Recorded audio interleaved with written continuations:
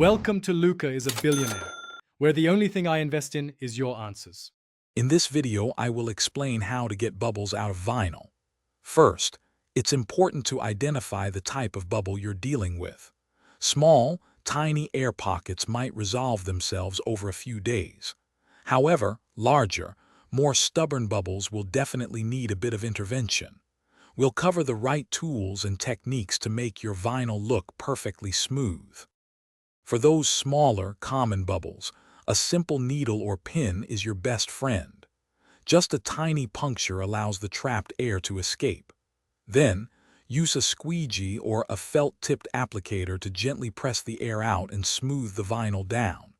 Sometimes, a little heat from a hairdryer can also help the vinyl become more pliable. Hey everyone, if you're finding these tips helpful, please hit that like button and subscribe for more great content. On another note, why not bring your space to life with the Echo Dot smart speaker? It's a fantastic way to enjoy music and more. You can find a link to the Echo Dot and other amazing deals in the description below. Now let's get back to the video.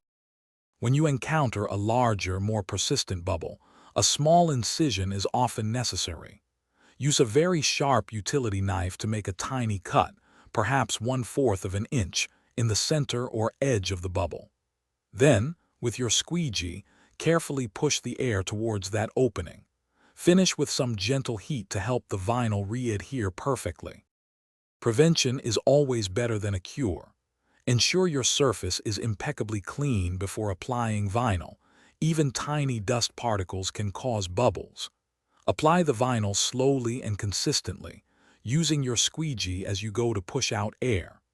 A final pass with a heat gun can also help the vinyl conform better and prevent future air pockets from forming. Thanks for watching and please subscribe. It's the best investment you'll ever make.